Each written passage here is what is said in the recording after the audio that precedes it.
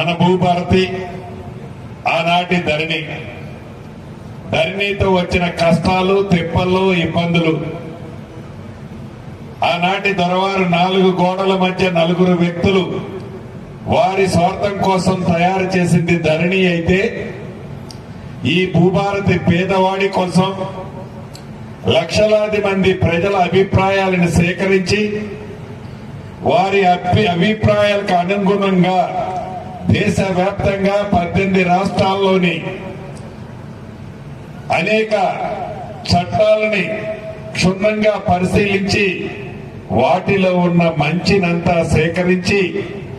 అసెంబ్లీలో ఒక చట్టం రూపంలో దాన్ని ప్రవేశపెట్టి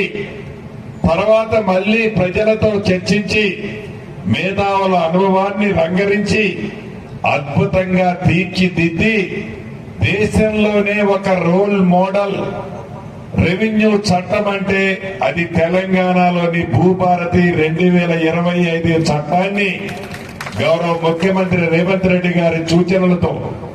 అధికారులు అనధికారులు అనేక మంది మేధావులు తయారు చేసిన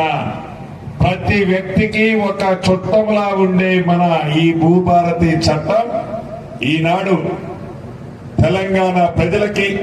గౌరవ ముఖ్యమంత్రి రేవంత్ రెడ్డి గారి చేతుల మీదుగా గత నెల 14వ తారీఖు నాడు మహానుభావుడు డాక్టర్ బిఆర్ అంబేద్కర్ గారి జయంతిని పురస్కరించుకొని తెలంగాణ రాష్ట్ర ప్రజలకి అంకితం చేసిన లగాయత్తు ప్రజల వద్దకే రెవెన్యూ గ్రామాలకే రెవెన్యూ వ్యవస్థని ఎంఆర్ఓ స్థాయి అధికారులని వారి టీముని పంపించి అప్లికేషన్ తో సహా ప్రభుత్వమే రెవెన్యూ గ్రామాలకు పంపించి ప్రతి సమస్యకి పరిష్కారాన్ని కనుగొనే విధంగా తయారు చేసిన ఈ భూభారతి చట్టం ద్వారా ఎంఆర్ఓ స్థాయి నుంచి సిసిఎల్ఐ స్థాయి వరకు అధికారాలని వికేంద్రీకరించి ఎక్కడా ఇబ్బంది కలగకుండా ఉండే విధంగా ఇందాక రైతన్నలు చెప్పినట్లు ఏ అధికారైనా తప్పు చేస్తే ఉద్దేశపూర్వకంగా రైతన్నలను ఇబ్బంది పెడితే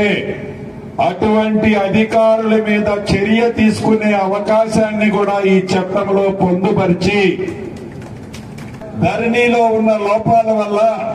చెప్పులు అరిగిందాక రైతన్నలు ఆఫీసుల చుట్టూ తిరిగారే తప్ప సమస్య పరిష్కారం కాలేదు. ఇటువంటి సమస్యలని ఆ గ్రామంలోనే పరిష్కరించే విధంగా ఈ చట్టంలో పొందుపరచబడింది.